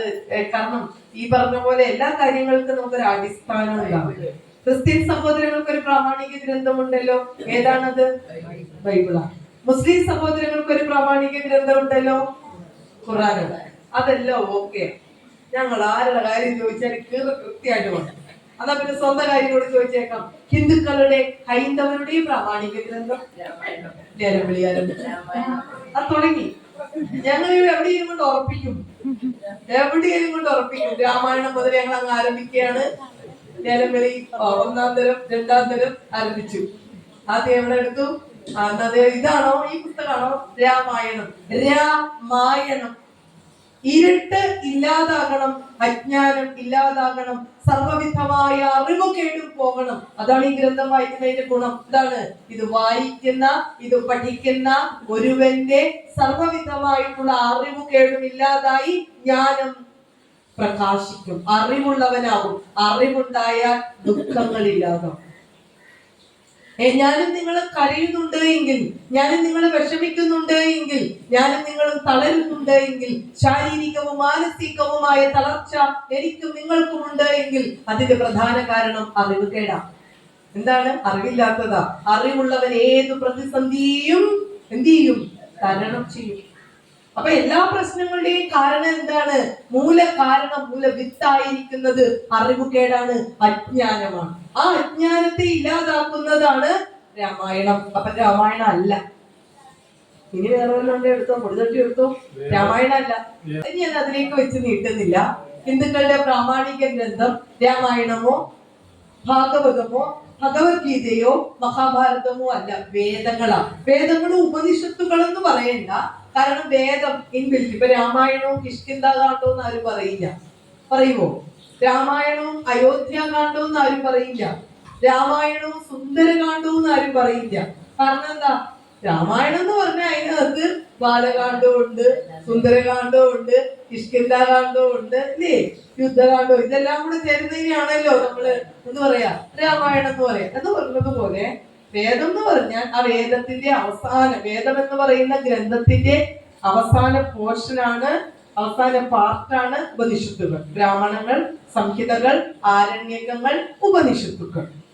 അപ്പൊ അതുകൊണ്ട് വേദങ്ങളും ഉപനിഷത്തുകൾ എന്ന് പറയണ്ട, വേദങ്ങൾ. അപ്പൊ ഹിന്ദുക്കളുടെ പ്രാമാണിക ഗ്രന്ഥം ഏതാണ്? വേദം. അപ്പൊ അതിലേക്ക് ഞാൻ ഇനി അധികം പോകുന്നില്ല, ടൈം ഇല്ലാത്തതുകൊണ്ട്. ഇല്ല, അതിനോടനുബന്ധിച്ച് ചിലരൊക്കെ ചോദിക്കുന്നതാണ്, പറയുന്നതാണ്, അതിലേക്ക് അധികം വിട്ടുപോകുന്നില്ല. എന്നാൽ ഗുരുഭക്തരുടെ ഒന്നാമത്തെ പ്രാമാണിക ഗ്രന്ഥം ശ്രീനാരായണ ഗുരുവിനെ പരമദൈവമായി കണ്ടുകൊണ്ട് ആരാധിക്കുന്ന ഗുരുഭക്തരായിട്ടുള്ള എന്റെയും നിങ്ങളുടെയും ഭവനത്തിൽ നിർബന്ധമായും ഉണ്ടായിരിക്കേണ്ട ഒരു ഗുരുഭക്തൻ നെഞ്ചോട് ചേർത്ത് പിടിക്കേണ്ട ഒന്നാമത്തെ ഗ്രന്ഥം ഏതാണ്? ഒന്നാമത്തെ പ്രാമാണിക ഗ്രന്ഥം ഗുരുദേവ കൃതികൾ, അസമ്പൂർണ്ണ കൃതികൾ. ഗുരുവിന്റെ തൃത്തടത്തിൽ നിന്ന് ഊറി വന്നിട്ടുള്ള 64ഓളം കൃതികളുണ്ട്. അത് പഠിച്ചാലേ ഗുരു എന്താണെന്നറിയാം. നോക്കൂ, ഇത് നമ്മൾ ഏതൊരു പ്രാർത്ഥന ചൊല്ലുന്നതിനേക്കാൾ രസം ഉണ്ടാക്കി തരുന്നതാ ഗുരുദേവ കൃതി. അതിന്റെ അർത്ഥത്തിലേക്ക് പോകാത്തതുകൊണ്ടാ. അവിടെ എന്ത് ഭംഗിയായിട്ട് നമ്മളുടെ മനസ്സിനെ ഗുരു ഇറക്കി വെച്ച് തരുന്നുണ്ട്. ഇങ്ങനെ പ്രാർത്ഥിക്കൂ, അങ്ങനെ പ്രാർത്ഥിക്കൂ, ഈശ്വരൻ ഇതാണ്, ഭക്തി ഇതാണ്, പ്രാർത്ഥന ഇങ്ങനെയാണ്, പ്രാർത്ഥന ഇങ്ങനെയാണ് എന്നൊക്കെ പറഞ്ഞ് എത്രയോ വ്യക്തമായിട്ട് പറയുന്നുണ്ട്. നമുക്ക് മനസ്സിലാകാതെ പോകുന്നത് കൊണ്ടാ. അപ്പൊ നമ്മളുടെ ഒന്നാമത്തെ പ്രാമാണിക ഗ്രന്ഥം ഏതാണ്? ഗുരുദേവ കൃതികളാട്ടോ. ആ ഗുരുദേവ കൃതികളിൽ ഗുരു കൃത്യമായി താൻ ആരാണെന്ന് പറഞ്ഞിട്ടുണ്ട്. ഇപ്പൊ ശ്രീനാരായണ ഗുരു ഈശ്വരനാണോ മനുഷ്യനാണോ എന്ന് നമ്മൾ ചോദിച്ചു. ഗുരു പറഞ്ഞിട്ടുണ്ടോ നാം ദൈവമാണെന്ന്? ഉണ്ടോ? നമ്മൾ ചോദിച്ചു ശ്രീനാരായണ ഗുരു യഥാർത്ഥത്തിൽ ഈശ്വരനാണോ മനുഷ്യനാണോ എന്ന് ചോദിച്ചു. അപ്പൊ നമുക്ക് ആകെ ഒരു ആകെപ്പാടെ ഒരു വിഷമമൊക്കെ വന്നെങ്കിലും നമ്മൾ പറഞ്ഞു, അല്ല, ഗുരു ആര് തന്നെയാണ്, ഈശ്വരൻ തന്നെയാണെന്ന് പറഞ്ഞു. പലർക്കും അതിന് പിന്നെ ഇങ്ങനെ പറഞ്ഞു, എന്നാലും ഞങ്ങളിങ്ങനെ മാറത്തില്ല എന്ന് പറഞ്ഞ് ഇരിക്കുന്ന ആളുകളും ഉണ്ടാവും. അത് അവിടെ ഇരിക്കട്ടെ. എന്തായാലും ശ്രീനാരായണ ഗുരു പറഞ്ഞിട്ടുണ്ടോ നാം ദൈവം തന്നെയാണെന്ന്? ഗുരുവിനെ പൂജിക്കാൻ ഗുരു പറഞ്ഞിട്ടുണ്ട്. ചിലര് പറയും നമ്മെ പൂജിക്കരുതെന്ന് പറഞ്ഞിട്ടുണ്ട്. ഇല്ലേ? ഗുരു പറഞ്ഞിട്ടില്ലേ നമ്മെ പൂജിക്കേണ്ടെന്ന്? ഉണ്ടോ? പറഞ്ഞിട്ടുണ്ടോ? ഉണ്ടോ? ഇല്ലയോ? ഗുരുവിനെ പൂജിക്കേണ്ടെന്ന് ഗുരു പറഞ്ഞിട്ടുണ്ടോ? ഇല്ല. നമ്മളിപ്പോ ചൊല്ലിയില്ലേ നല്ല മനോഹരമായി ഗുരുപുഷ്പാഞ്ജലി മന്ത്രമൊക്കെ ചൊല്ലി തന്ന് അഷ്ടോത്തര ശതനാമാവലി. ഏത് ഫോട്ടോയിൽ ആദ്യം ഇത് ചെയ്തതെന്നറിയോ? എവിടെയാണെന്നറിയോ? ഏത് ഫോട്ടോയിൽ? ഗുരുവിന്റെ ഏത് ഫോട്ടോയിലാണ് നമ്മൾ ഇപ്പൊ ചൊല്ലി? ഇപ്പൊ നമ്മളിവിടെ ഒരു വിളക്കിന്റെ പാദത്തില് പുഷ്പാർച്ചിച്ചു, അല്ലേ? ഓം ശ്രീനാരായണ പരമഗുരവേ നമഃ, ഓം സംസാര താപശമനായ നമഃ എന്ന് പറഞ്ഞ് ആ വിളക്കിന്റെ പാദത്തില് പുഷ്പാർച്ചിച്ചപ്പോ അത് ശ്രീനാരായണ ഗുരുവിന്റെ കാൽത്താമരകൾ എന്ന് സങ്കല്പിച്ചുകൊണ്ട് ഗുരുവിന്റെ കാൽത്താമരകളിലാണ് നമ്മൾ എന്ത് ചെയ്യുന്നത്? പുഷ്പാർച്ചിച്ചത്, അല്ലേ?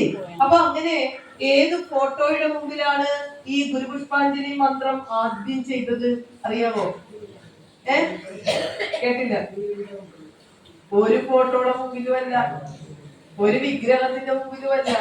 പിന്നെയോ സശരീരനായിരിക്കുന്ന ശ്രീനാരായണ ഗുരുവിന്റെ പാദപത്മങ്ങളിൽ കണ്ണൂര് സുന്ദരേശ്വര ക്ഷേത്ര സന്നിധിയിൽ വിശ്രമിക്കുന്ന ശ്രീനാരായണ ഗുരുവിന്റെ കാൽത്താമരകളിൽ ശ്രീനാരായണ ഗുരുവിന്റെ വത്സല ശിഷ്യനായ സന്യസ്ത ശിഷ്യനായ ശ്രീമദ് ചൈതന്യ സ്വാമികൾ താൻ കോർത്ത മന്ത്രമാല, അതായത് ഈ മന്ത്രം ഉണ്ടാക്കിയത്, ഗുരുപുഷ്പാഞ്ജലി മന്ത്രം ചമച്ചത് ശ്രീമദ് ചൈതന്യ സ്വാമികളാണ്.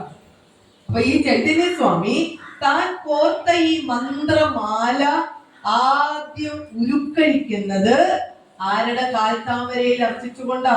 സ്വാമി പാദങ്ങളിൽ. ഗുരു പറഞ്ഞോ വേണ്ട ഇല്ല. അതുപോലെ തന്നെ ശ്രീനാരായണ ഗുരുവിന്റെ വിഗ്രഹം ആദ്യം പ്രതിഷ്ഠിച്ചത് എവിടെയാ?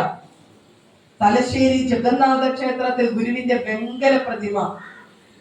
ഗുരു സശരീരനായിരിക്കുന്ന സമയത്ത് രണ്ടാം സിലോൺ യാത്രയ്ക്ക് വേണ്ടി കപ്പൽ മാർഗം പോകുവാൻ നിൽക്കുമ്പോഴാണ് ഈ പ്രതിമ കൊണ്ടുവരുന്നത്. ഇത് കണ്ടിട്ട് ഗുരു പറഞ്ഞു, കൊള്ളാം, എന്താണ്, ഭക്ഷണവും വേണ്ട വെള്ളവും വേണ്ട, നമുക്കാണെ അതെല്ലാം വേണം, ഇതിനാണ് എന്ത് വേണ്ട, പ്രതിഷ്ഠിക്കേണ്ടെന്ന് പറഞ്ഞോ? ഇല്ല. ഭഗവാൻ തന്റെ അനന്തര അവകാശിയായി പ്രഖ്യാപിച്ച ബോധാനന്ദ സ്വാമികളുടെ തൃക്കരങ്ങൾ കൊണ്ട് ശ്രീനാരായണ ഗുരുവിന്റെ വെങ്കല പ്രതിമ ആദ്യം, ലോകത്താദ്യമായിട്ട് ഒരു ഗുരുവിന്റെ ഒരു വിഗ്രഹം പ്രതിഷ്ഠിക്കുന്നത് തലശ്ശേരി ജഗന്നാഥ ക്ഷേത്രത്തിലാണ്. തൃപ്പാദങ്ങളുടെ അറിവോടെ, അനുഗ്രഹാശിസുകളോടെ. നമ്മൾ അറിയണം, അങ്ങനെയുള്ള ഗുരു ഈശ്വരനാണെന്ന് പറഞ്ഞിട്ടുണ്ടോ? ഇന്നും ഗുരുഭക്തർക്കിടയിലെ ചോദ്യങ്ങളാ ഇതൊക്കെ. അങ്ങോട്ടും ഇങ്ങോട്ടും ഇന്നും വടംവലിയ. ഒരു കൂട്ടര് പറയും പറഞ്ഞിട്ടുണ്ട്, ഒരു കൂട്ടര് പറയും ഗുരു ഒരിടത്തും പറഞ്ഞിട്ടില്ല. നിങ്ങളുടെ എന്ത് തന്നെയാ പറയുന്നത്? ഗുരു പറഞ്ഞിട്ടുണ്ടെന്നാണോ ഇല്ലെന്നാണോ? ശ്രീനാരായണ ഗുരു പറഞ്ഞിട്ടുണ്ട്, എവിടെയാ പറയാത്തത്? ശ്രീനാരായണ ഗുരു ദൈവമാണെന്ന് ഗുരു എവിടെയാ പറയാത്തത്? പറ. ഈ 64 കൃതി എടുത്തു നോക്കിയേ, 66ഓളം കൃതി എടുത്തു നോക്കിയേ, എവിടെയാ പറയാത്തത്? ഒരു സ്ഥലം കാണിച്ചതാ പറയാത്ത, ഒരു കൃതി കാണിച്ചതാ. ചിലയിടത്ത് പ്രത്യക്ഷത്തിൽ പറയുമ്പോൾ ചിലയിടത്ത് പരോക്ഷത്തിൽ പറയുന്നു. ഈ ഒരു വ്യത്യാസമുണ്ടോ? ചൊല്ലാറില്ലേ ഗദ്യപ്രാർത്ഥന? ഉണ്ടോ? നാം ശരീരമല്ല അറിവാകുന്നു. അർത്ഥം പറഞ്ഞതാ. നിങ്ങൾ പറ അർത്ഥം എന്താ? നാം ശരീരമല്ല അറിവാകുന്നു. ഈ ശരീരം ഉണ്ടാകുന്നതിന് മുൻപ് അറിവായ നാം ഉണ്ടായിരുന്നു. ഇനിയും ഇതൊക്കെയും ഇല്ലാതെ പോയാലും നാം ഇപ്രകാരം പ്രകാശിച്ചുകൊണ്ട് തന്നെ ഇരിക്കും. ജനനം, മരണം, ദാരിദ്ര്യം, രോഗം, ഭയം ഇതൊന്നും നമ്മെ തീണ്ടുകയില്ല. അർത്ഥം എന്താ? നാം ശരീരമല്ലെന്നേ, അറിവാന്നേ. അതുകൊണ്ടാണ് ഈ ശരീരം ഉപേക്ഷിക്കുന്ന ദിവസത്തെ കരയേണ്ട ദിവസം അല്ല എന്ന് പറഞ്ഞത്. കാരണം താൻ ഇതല്ല, വിനന്തിനായി ഇതിന് കരയുന്നത്. ഒരു കൃത്യമായിട്ട് പറഞ്ഞില്ലേ, നാം ശരീരമല്ല. പിന്നെ ആരാണ്? അറിവാകുന്നു. വേദാന്ത ചർച്ചകൾ നടത്തുന്നിടത്ത്, ആധ്യാത്മിക ചർച്ചകൾ നടത്തുന്നിടത്ത് ഉപനിഷത്ത് പോലെയുള്ള മഹത് ഗ്രന്ഥങ്ങൾ ഈശ്വരൻ ദൈവം എന്നതിന് പകരമായി ഉപയോഗിക്കുന്ന വാക്കാണ് അറിവ്. അറിവ് സമം ഈശ്വരൻ, അറിവ് സമം ബ്രഹ്മം, അറിവ് സമം ദൈവം. മനസ്സിലായല്ലോ? നാം ശരീരമല്ല അറിവാകുന്നു എന്ന് പറഞ്ഞ അർത്ഥം എന്താണ്? നാം ബ്രഹ്മമാകുന്നു, നാം ദൈവമാകുന്നു, നാം ഈശ്വരനാകുന്നു. നീ ഇപ്പുറത്ത് നോക്കിയേ, ഓമെന്ന് തൊട്ടൊരു കോടി മന്ത്രപ്പൊരുൾ നാം ചൊല്ലാറുണ്ടോ? ചൊല്ലാറുണ്ടോ? ഏതാണ്? ഏത് പ്രാർത്ഥനയാണ്? കുണ്ടലിനിപ്പാട്ട് അല്ലേ? ആടുപാമ്പേ ഗുണം തേടുപാമ്പേ അരുളാനന്ദ കൂത്തു കണ്ടാടുപാമ്പേ. ചൊല്ലാറുണ്ടോ വീട്ടില്? ഇടിച്ചിട്ടു സന്ധിക്ക് ഇടിച്ചിട്ടു ചൊല്ലുവെന്നോ ഇല്ലെന്നോ? ഇല്ല. അതിനെ ചൊല്ലാത്ത പിന്നെ വഴിയെ പോകുന്ന ചേരേ പാമ്പുവാണെങ്കിൽ എല്ലാ മൂർഖനും എല്ലാം അല്ലേ, അതിലെ വല്ല പള്ളക്കൂടെ കയറി പോകേണ്ടത് നമ്മുടെ പള്ളക്കൂടെ കയറി വരും. അതുകൊണ്ട് ഞങ്ങൾ ഇത് എന്ത് ചെയ്യാറില്ല, ചൊല്ലാറില്ല. കാരണം ഇതിന്റെ പേരിന്റെ തുമ്പത്ത് ഒരു പാമ്പ് പ്രശ്നം ഉണ്ടല്ലോ. മറ്റൊരു പേരാണെങ്കിൽ കുണ്ടലിനി പാട്ടിന്റെ മറ്റൊരു പേരാണ് പാമ്പാട്ടി ചിന്തത്തും കൂടിയ. മൊത്തത്തിൽ പാമ്പുമയ. എങ്ങനെ പാമ്പുമയ ആകാതിരിക്കും? നിങ്ങള് ഷൺമുഖ സ്തോത്രം ചൊല്ലാറുണ്ടോ? ഷൺമുഖ സ്തോത്രം.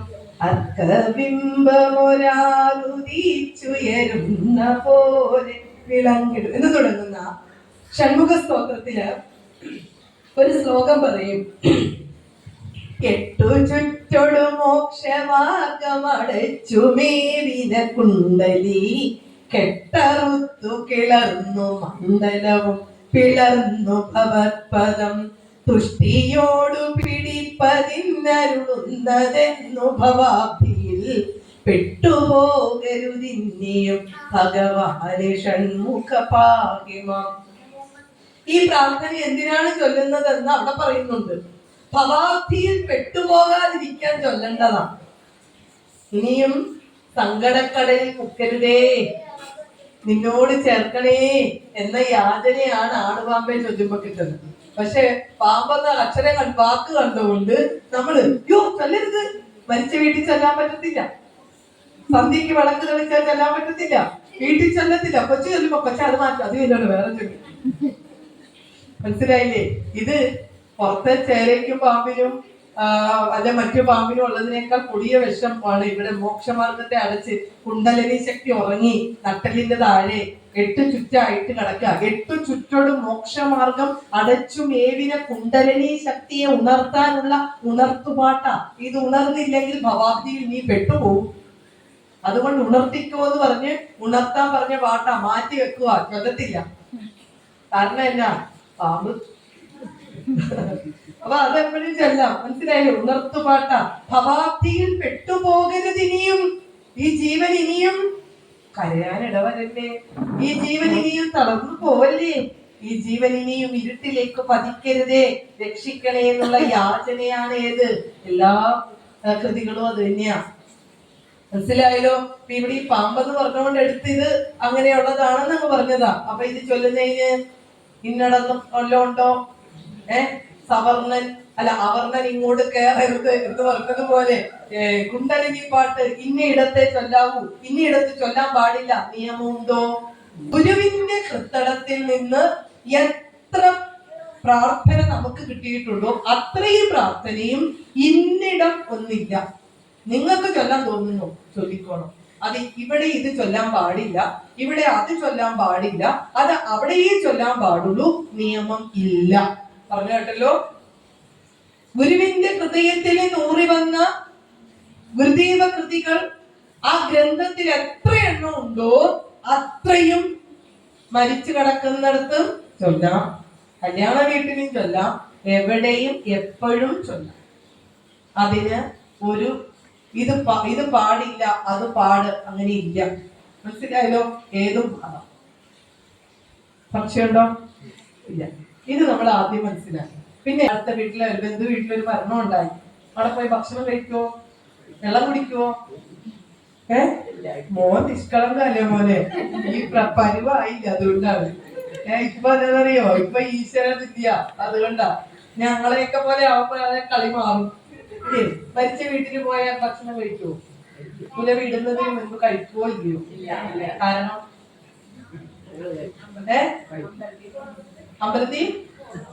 അമ്പലത്തിൽ പോകുന്നോണ്ട് ഭഗവാൻ പറഞ്ഞിട്ടുണ്ടോ മരിച്ച വീട്ടിൽ പോയിട്ട് ആരും എന്റെ അടുക്ക വരട്ടെ കേട്ടോ എന്ന് പറഞ്ഞിട്ടുണ്ടോ? എന്താണ് ആചാരങ്ങളാ, എന്ത് തെറ്റിദ്ധാരണകളാ നമ്മൾ ഉണ്ടാക്കിയിരിക്കുന്നത്? മരിച്ച വീട്ടിൽ പോയി അവിടെ പോയി നമ്മള് സ്നേഹത്തോടെ, നമ്മളിപ്പോ സദ്യ കഴിക്കാൻ പോകുന്നതല്ല, പക്ഷെ ഏറ്റവും അടുപ്പമുള്ള ആളുകളുടെ വീട്ടില് അവരുടെ ദുഃഖത്തില് അവരെ ആശ്വസിപ്പിക്കുവാൻ അവർക്കൊരു താങ്ങായി ഒരു തണലായി നമ്മൾ ചെല്ലുമ്പോ നമ്മളോടുള്ള സ്നേഹം അവര് പറയും, ചേച്ചി ഞങ്ങളുടെ കൂടെ ഒരു പറ്റി കഴിക്കും അല്ലെ, അന്ന് സ്നേഹത്തോടെ തരുമ്പോ അയ്യോ ഇല്ല കേട്ടോ, നിങ്ങളുടെ വീട്ടിൽ നിന്ന് കഴിക്കാൻ പാടില്ല, നാളെ നമ്മളെ തേടിയും ഈ മരണം തരും. ശരിയല്ലേ? നമ്മുടെ വീട്ടിലും ഇത് സംഭവിക്കും. ഇന്ന് ഞാൻ നാളെ നീ. അതുകൊണ്ടൊന്നും അശുദ്ധാകുന്നതല്ല കേട്ടോ. ദൈവി ഇത് മനസ്സിലാക്കും. ദൈവി ഇത് മനസ്സിലാക്കുക. അതുകൊണ്ട് അശുദ്ധാകുന്നതല്ല. നമ്മള് മരിച്ച വീട്ടിൽ പോയാൽ കുളിച്ചിട്ട് അകത്ത് കയറാവൂന്ന് പറയും. അതിന്റെ കാരണം മരിച്ച വീട്ടിൽ മാത്രമല്ല, 10 പേര് ഇപ്പൊ ഇവിടെയാണേലും 10 പേര് കൂടി നിൽക്കുമ്പോ അവിടെ എന്താണ്, ആ അന്തരീക്ഷം മലിനമാകും. കാരണം എന്താ, ഇവിടെ ഇപ്പോ എന്താണ് ഔഷധങ്ങള് സുഗന്ധദ്രവ്യങ്ങള് അതുപോലെയുള്ളത് പോയിട്ടുണ്ടെങ്കിൽ ഈ അന്തരീക്ഷം എന്താണ്, ശുദ്ധാണ്. പക്ഷെ അതുപോലെയില്ല, ഒരു മരിച്ച വീട്ടിലൊക്കെ നമ്മൾ ചെല്ലുമ്പോ അവിടെ അനവധിയായിട്ടുള്ള ആളുകൾ കൂട്ടം കൂടി നിൽക്കുമ്പോ അവിടെ അസുഖമുള്ളവരുണ്ട്, അങ്ങനെ പല ആളുകളുടെ ശ്വാസനിശ്വാസങ്ങള് ഏറ്റ് ആ അന്തരീക്ഷം മലിനമാകുമ്പോ രോഗമുണ്ടാകുവാനുള്ള സാധ്യത കൂടുതലാണ്. മനസ്സിലായോ? നമ്മളെ രോഗാണുക്കൾ നമ്മുടെ ശരീരത്തില് പതിക്കുവാന് ഉള്ള സാധ്യത കൂടുതൽ. അതുകൊണ്ടാണ് നമ്മൾ അങ്ങനെ പോയിട്ട് വരുമ്പോ എന്ത് ചെയ്യണം? മാത്രമല്ല, ഈ കിടക്കുന്ന ഈ മൃതശരീരവും അനുനിമിഷം എന്ത് ചെയ്തുകൊണ്ടിരിക്കുകയാണ്, ചീഞ്ഞു നാറിക്കൊണ്ടിരിക്കുകയാണ്. മണം മരുന്നിലും അനുനിമിഷം അതിന് രാസമാറ്റം സംഭവിച്ച് അത് അനുനിമിഷം എന്ത് ചെയ്തുകൊണ്ടേയിരിക്കുകയാണ്, കൂടുതൽ അഴുക്കായിക്കൊണ്ടിരിക്കുകയാണ്. അത് ആരായാലും, നമ്മളായാലും നമ്മളുടെ അച്ഛനായാലും അമ്മയായാലും ആരുടെ ശരീരമായാലും. മനസ്സിലായില്ലേ? അപ്പൊ അങ്ങനെയുള്ള ഒരു അന്തരീക്ഷത്തിൽ നിന്നിട്ട് വരുമ്പോ ബുദ്ധിയുള്ളവർ, വൃത്തിയും വെടിപ്പും ഉള്ളവർ എന്ത് ചെയ്യും? നമ്മൾ വന്ന ഉടനെ കുളിച്ച് നമ്മളുടെ ആ വസ്ത്രം കഴുകി നമ്മൾ എന്ത് ചെയ്യും? കുളിച്ച് ശുദ്ധിയായതിനു ശേഷം അകത്തു കയറും. അതൊരു സംസ്കാരത്തിന്റെ, ഒരു ശുദ്ധിയുടെ, ഒരു വൃത്തിയുടെ, വെടിപ്പിന്റെ ഭാഗം. മനസ്സിലായല്ലോ? മരിച്ച വീട്ടിൽ പോയി ഇപ്പൊ ഇന്ന് മരിച്ചു കിടക്കാണ്, അവിടെ നാളെയാണ് അടക്ക്, നമ്മൾ അവിടെ പോയി പ്രാർത്ഥിക്കുന്നു. നമുക്ക് നാളെ അമ്പലത്തിൽ പോകുന്നതിന് അവിടുത്തെ വെള്ളം കുടിച്ചുകൊണ്ടൊന്നും ഒരു കുഴപ്പവും സംഭവിക്കില്ല. അങ്ങനെ നമ്മളെ നിന്ദ കാണിച്ചിട്ട് അമ്പലത്തിൽ പോയിട്ട് ഒരു കാര്യവും. മനസ്സിലായില്ല? അതുകൊണ്ട് നമ്മുടെ ശരീരത്തിൽ എന്താണ് സംഭവിക്കുക? മരിച്ച വീട്ടിൽ ഇപ്പൊ മിനിഞ്ഞാന്ന് മരിച്ചതാണ്, അവിടെ പോയി നമ്മൾ ഭക്ഷണം കഴിച്ചു, അതിനേക്കാൾ മലയല്ലേ ശരീരത്തിലുള്ളത്? ആണോ? ഈ തൊണ്ടക്കുഴിയിൽ നിന്ന് ഇറങ്ങിയാൽ പിന്നെ അത് എന്നതാ സംഭവം? ചോറാണോ? അല്ല, അതിന് ഒരു മലഭാഗം ചുവന്നുണ്ടായി നടക്കുന്നത്. ശരിയല്ലേ? ആണോ അല്ലയോ? സപ്തമലങ്ങളെ കൊണ്ട് നിറഞ്ഞതാണ് ശരീരം. ആ ശരീരത്തിനെ ശുദ്ധി എന്ന് പറഞ്ഞാൽ ബാക്കി ശുദ്ധി മാത്രമല്ല, ആന്തരികമായ ശുദ്ധിയാണ്. മനസ്സ് നിർമ്മലായിരിക്കണം. അതുകൊണ്ട് മരിച്ച വീട്ടിൽ പോയി നമ്മളൊരു ആഹാരം കഴിച്ചുകൊണ്ടോ വെള്ളം കുടിച്ചുകൊണ്ടോ ഒന്നും ഒരു കുഴപ്പമില്ല. അങ്ങനെ നമ്മള് രാവിലെ മരിച്ചു, ഞാനൊക്കെ എത്രയോ സ്ഥലങ്ങളിൽ അങ്ങനെ പോയിട്ടുണ്ട്. നമ്മള് എത്രയോ ആളുകള് നമ്മള് രാവിലെ മരിച്ചെടുത്ത് പോയി നമ്മള് വൈകിട്ട് ചിലപ്പോ അമ്പലത്തിൽ പോകണം, നമ്മൾ എന്ത് ചെയ്യും? കുളിച്ചിട്ടല്ലേ പോവുക. അല്ലെ രാവിലെ ഞാൻ മരിച്ചെടുത്ത് പോയോണ്ട് ഇന്ന് നീ അമ്പലത്തിൽ പോവില്ല, അങ്ങനെയാണോ? ഏത് നിയമമാണ്, ഏത് ശാസ്ത്രമാണ് അങ്ങനെ പഠിപ്പിച്ചിട്ടുള്ളത്? ശ്രീനാരായണ ഗുരു പറഞ്ഞിട്ടുണ്ടോ അങ്ങനെ? ഏത് ശാസ്ത്രമാണ് അങ്ങനെ പറഞ്ഞിട്ടുള്ളത്? ഈ ആവശ്യമില്ലാത്ത അനാചാരങ്ങൾ ഈ അടുത്ത തലമുറയ്ക്ക് വെച്ചു കൊടുക്കരുത്. നമ്മളോ കുഴിയിൽ അടുത്തുള്ളതിനെ ഈ വലിയ ഗർത്തങ്ങളിലേക്ക് തള്ളിയിടാൻ തന്നെ ഇരിക്കരുത്. മനസ്സിലായില്ലേ? അത് ഈ ആവശ്യമില്ലാത്ത അനാചാരങ്ങളും അന്ധവിശ്വാസങ്ങളും ഒന്നും വേണ്ട. ഇതൊക്കെ ഇല്ലാതാക്കിയതാണ് ഗുരു. മാടനെയും മർദ്ദയെയും വൈക്കപ്ലാവിൻ ചൂടും എല്ലാം ഇല്ലാതാക്കി. ഇന്ന് കുരുക്ഷേത്രം പണിത് കഴിഞ്ഞാൽ കുരുക്ഷേത്രത്തില് ആ സാന്നിധ്യം ഉണ്ട്, ഈ സാന്നിധ്യം ഉണ്ടെന്ന് പറഞ്ഞ് സുബ്രഹ്മണ്യനെ പ്രതിഷ്ഠിക്കുക, ഗണപതിയെ പ്രതിഷ്ഠിക്കുക, സർപ്പത്തെ പ്രതിഷ്ഠിക്കുക, ഇതെല്ലാം എടുത്തു കളഞ്ഞതാ ഗുരു. അത്ര വിവരം കിട്ടൊരു ലോകമാണ്. കാരണം ഇത് ഗുരുവാണ്. ഗുരുവാകുമ്പോ സർവ്വദേവീ ദേവ സാന്നിധ്യം അവിടെ ഉണ്ട്. ശരിയാണ്. ആര് നോക്കുമ്പോഴും ഇവിടെ ദേവീ സാന്നിധ്യം കാണും, ഇവിടെ ശിവ സാന്നിധ്യം കാണും, ഇവിടെ സുബ്രഹ്മണ്യ സാന്നിധ്യം കാണും എന്ന് പറഞ്ഞ് അപ്പുറത്തോട്ട് ദേവീ ക്ഷേത്രം പണിത് നോക്കുക അല്ല ചെയ്യേണ്ടത് അറിവുള്ളവര്. അപ്പുറത്തോട്ട് സുബ്രഹ്മണ്യ ക്ഷേത്രം പണിത് വെക്കുക അല്ല ചെയ്യേണ്ടത്. അറിവുള്ള ഒരുവൻ അറിയാം ഇത് പൂർണ്ണനാണ്. സർവദേവതാമയൻ ഗുരു. അതുകൊണ്ടല്ലേ ഗുരു എന്ന് പറഞ്ഞത്. ഗുരുവിൽ എന്താണ്? സർവ്വദേവീ ദേവഭാവങ്ങളും. ഗുരുവായൂരെ എന്താണോ നിങ്ങൾ കാണുന്നത് അത് ഇവിടെ ഗുരുവിലുണ്ട്. പളനിയിൽ എന്താണോ ഉള്ളത് അത് ഇവിടെയുണ്ട്. അതുകൊണ്ടാണ് ഇതിനെ ഗുരു എന്ന് പറഞ്ഞത്. ഗുരു എന്നാൽ പൂർണ്ണനാണ് അർത്ഥം. അതുപോലെ മനസ്സിലാക്കാതെയാണ് നമ്മൾ ഈ തിരുമുൻപില് നിന്ന് പ്രാർത്ഥിക്കുന്നത്. എല്ലാവരോടുമുള്ള നന്ദി കടപ്പാടും ഗുരുദേവൻ നാമത്തിൽ അറിയിച്ചുകൊണ്ട് നിർത്തുന്നു. നന്ദി, നമസ്കാരം. ശ്രീനാരായണ ധർമ്മം.